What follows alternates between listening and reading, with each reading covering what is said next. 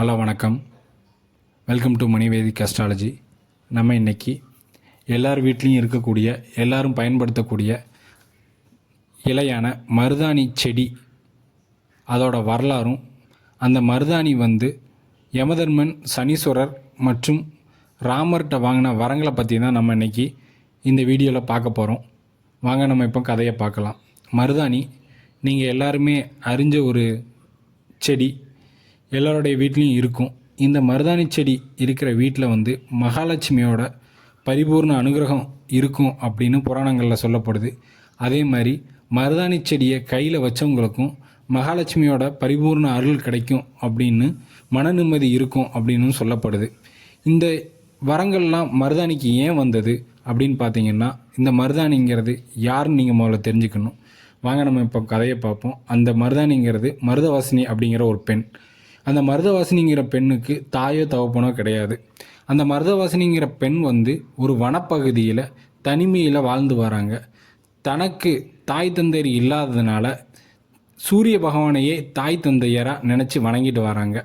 இந்த மருதவாசினிங்கிறவங்க மிகவும் அழகானவர்கள், சிக்கச்சிறந்த மேனி உடையவர். இந்த சூரிய பகவானை பற்றி உங்களுக்கு நல்லாவே தெரியும். 2 மனைவி சூரிய பகவானுக்கு உள்ளது. யாருன்னு பார்த்தீங்கன்னா சந்தியா தேவி மற்றும் சாயா தேவி. சந்தியா தேவிக்கு ஒரு மகன் இருக்கான். அது யாருன்னு தெரியுமா? அவர் தாங்க நம்ம யமதர்மன். 2வது உள்ள சாயா தேவிக்கு ஒரு மகன் இருக்கான். அவர் தாங்க நம்ம சனீஸ்வரர். இந்த யமதர்மனுக்கு ஒரு மனைவி இருக்காங்க. அவங்களோட பேர் ஷாமலா தேவி. அவங்களுக்கு இன்னொரு பேரும் உண்டுங்க, அது உங்களுக்கு நல்லாவே தெரிஞ்சிருக்கும். அவங்களோட பேர் ஐயையோ. நீங்கள் அடிக்கடி சொல்லுவாங்க, ஐயையோங்கிற வார்த்தை சொல்லக்கூடாதுன்னு சொல்லுவீங்க தெரியுமா? அதனால தான் அது யமதர்மனோட மனைவியோட பேர். இந்த யமதர்மனோட மனைவிக்கும் ஒரு நாள் பிரிவு ஏற்படுதுங்க. இதனால் கோபமுற்ற ஷாமலா தேவி பூலோகத்துக்கு வந்துடுறாங்க.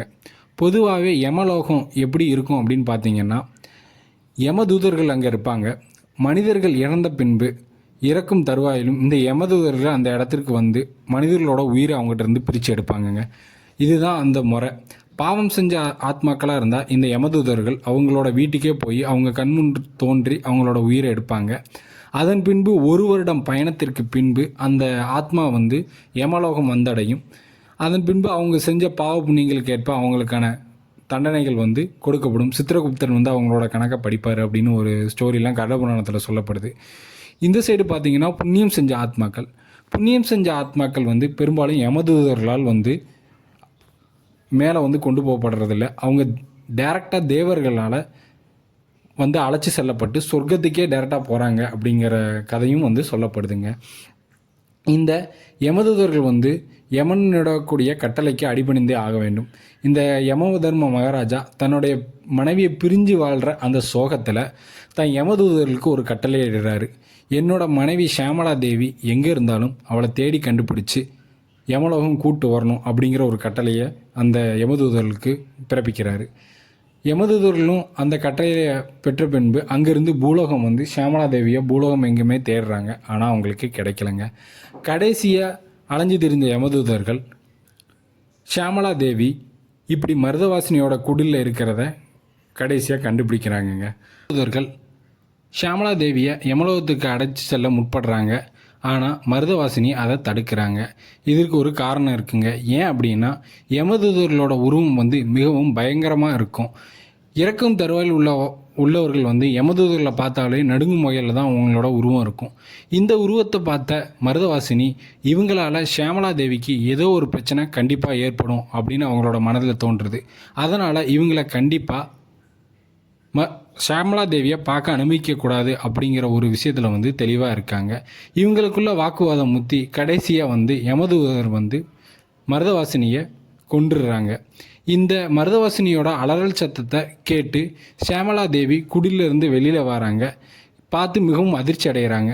அந்த யமதூதர்கள்ட்ட நான் கண்டிப்பாக யமலோகம் வரமாட்டேனும், இந்த மருதவாசினியை திரும்பவும் உயிரோடு கொண்டு வந்தால் தான் நான் யமலோகம் வருவேன் அப்படின்னு சொல்கிறாங்க.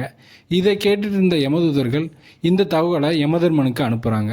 இந்த தகவலை கேட்ட யமதர்மனும் சனீஸ்வர பகவானும் யமலோகத்திலேருந்து திரும்பவும் பூலோகத்துக்கு வராங்கங்க. பூலோகத்துக்கு வந்த யமதர்மனும் சனீஸ்வர பகவானும் ஷியாமளா தேவிகிட்ட பேச்சுவார்த்தை நடத்துகிறாங்க. ஆனால் ஷியாமளா தேவி இந்த இடத்த விட்டு நகர மாட்டேன், மருதவாசினி தான் நான் யாருன்னு தெரியாதப்பவும் இந்த அடர்ந்த வனப்பகுதியில் நான் தனிமையிலே இருக்கையிலையும் எனக்கு உணவும் இருப்பிடமும் கொடுத்து நான் யாருன்னு என்னோட பின்புலத்தையும் கேட்காம எனக்கு ஆதரவு கொடுத்து வந்தாங்க. தினமும் சூரிய பகவானை வழிபட்டு வர்ற இவங்களை உங்களோட யமதூதர்கள் அநியாயமாக கொண்டுட்டாங்க. அவங்களுக்கு திரும்ப ஒரு நல்ல வாழ்க்கை கிடைக்காம நான் இந்த இடத்த விட்டு வரமாட்டேன் அப்படின்னு உறுதியாக ஷியாமளா தேவி சொல்கிறாங்க. இதை பொறுமையாக கேட்டுட்டு இருந்த யமதர்மம் அவரோட சூழ்நிலையை விளக்குறாரு. பூலோகத்தில் இருக்கிற எந்த ஒரு ஜீவராசியும் அதோட கணக்கு முடிஞ்சதும் சித்திரகுப்தரன் சொன்ன அறிவுரையின்படி நான் அவர்களோட உயிரை எடுக்கிறதுக்கு தான் எனக்கு அனுமதி இருக்கே தவிர எந்த ஒரு உயிரையும் மீண்டும் உயிர்ப்பிக்கிற சக்தி எனக்கு கிடையாது அப்படிங்கிறத தன்னோட மனைவியான ஷியாமளா தேவிகிட்ட புரிய வைக்கிறாருங்க. இருந்தாலும் ஷியாமளா தேவி சமாதானம் ஆகலை. ஏன் அப்படின்னா இவ்வளோ நாள் நமக்காக இருந்த ஒரு தோழியை இப்படி நம்ம கண்முன்னாடி கொண்டு போட்டாங்களே அப்படிங்கிற ஒரு ஆத்திரத்தில் அவங்க வர மறுக்கிறாங்க. கடைசியாக யமதர்மன் ஒரு முடிவுக்கு வராருங்க. என்னால் ஒரு விஷயம் பண்ண முடியும், என்ன அப்படின்னா எனக்கு இருக்க சக்தியினால் இந்த இறந்த மருதவாசினியை ஒரு மருதாணி செடியாகவும் மாற்றுறேன். பின்வரும் காலங்களில் இந்த மருதவாசினியானவள் மருதாணி செடியாகவே பூலோகத்தில் இருப்பா அப்படின்னு சொல்லி ஒரு வரத்தை கொடுத்து அந்த மருதவாசினியை மருதாணி செடியாக மாற்றுறாங்க. அதன் பின்பு அந்த மருதாணி செடிகிட்ட உனக்கு என்ன வரம் வேண்டும் அப்படின்னு யமதர்ம மகாராஜா கேட்குறாரு. உங்கள் கொடூரமான யமதூதர்களால் கொல்லப்பட்டதுனால யாரெல்லாம் கையில் சூடுறாங்களோ அவங்களுக்கு மரணம் வரக்கூடாது அப்படிங்கிற ஒரு முக்கியமான வரத்தை மருதாணி செடி யமதர்மன்கிட்ட கேட்குதுங்க. ஆனால் யமதர்மன் கண்டிப்பாக மனிதனாக பிறந்தால் அவங்க கண்டிப்பாக ஒரு நாள் இறந்து தான் ஆகணும், அது யாராலையும் மாற்ற முடியாத ஒரு விதி. இந்த ஒரு வரத்தை என்னால் கண்டிப்பாக கொடுக்க முடியாது.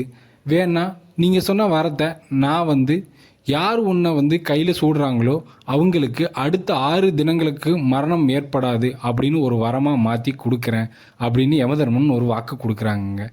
அதன் பின்பு பார்த்திங்கன்னா சனீஸ்வர பகவானும் ஒரு வரம் கொடுக்குறாரு. உன்னை யார் அணிகிறாங்களோ, அதாவது மருதாணி இலையை அரைச்சி கையில் பூசுகிறாங்களோ அவங்களுக்கு இந்த சனிக்கோளோட தாக்கம் பெரிய அளவில் இருக்காதுன்னு சனீஸ்வர பகவானும் தன் பங்குக்கு ஒரு வரத்தை கொடுக்குறாங்க. இதனால் சமாதானம் அடைஞ்ச ஷியாமளா தேவி யமதர்மனோட மீண்டும் யமலோகத்துக்கு செல்கிறாங்க. அதன் பின்பு பார்த்திங்கன்னா ராமாயணத்தில் சீதையை ராவணன் ராமருக்கு தெரியாமல் அவங்களோட வீட்டோட பெயர்த்து தூக்கிட்டு வராங்க. அதன் பின்பு அவன் சீதையை இலங்கையில் ஒரு முக்கியமான ரகசிய இடத்துல சிறை வைக்கிறான். அந்த இடம் என்னன்னு தெரியுமா? அசோகவனம். அசோகம் மரம் அப்படின்னா என்னன்னு கேட்டிங்கன்னா அது வேற எதுவும் இல்லைங்க, நம்ம மருதாணி தான். இந்த அசோகவனத்தில் தான் சீதை சிறை வைக்கப்படுறாங்க. சீதை எங்கே இருக்காங்கன்னு தெரியாத ராமன் ஒவ்வொரு இடமா ஒவ்வொருத்தரோட உதவியை நாடி சென்றுட்டு இருக்கார்.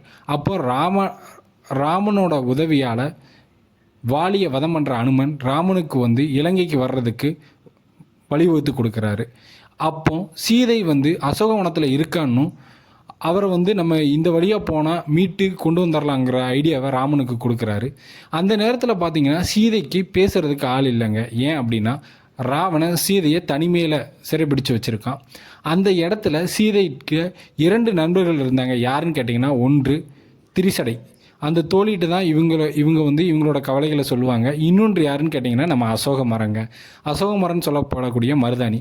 இந்த மரத்திட்ட தான் சீதை எப்பொழுதுமே தன்னோட துக்கங்களை பகிர்ந்துக்குவாங்க.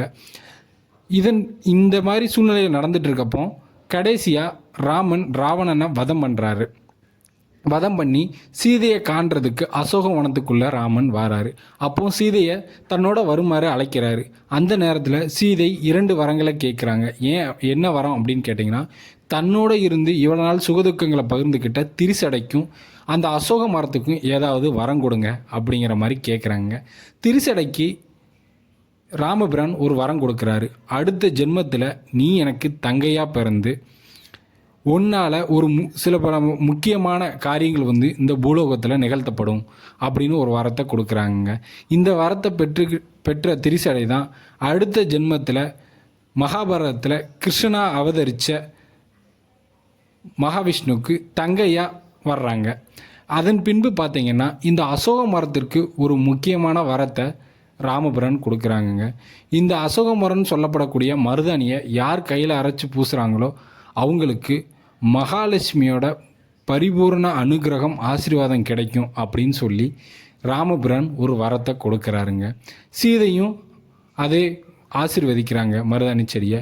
இதனால தாங்க நம்ம மருதாணியை யார் கையில் வைக்கிறாங்களோ அவங்களுக்கு ஸ்ரீ ராமபிரானோட அருளும் யமதர்ம மகாராஜாவோட அருளும் அதன் பின்பு பார்த்திங்கன்னா சனி தொல்லைகள் இருக்காது அப்படின்னு நம்மளோட புராணங்களில் சொல்லப்படுது. இது மாதிரி மற்றொரு கதையோட அடுத்த வீடியோவில் சந்திக்கலாம். நன்றி, வணக்கம்.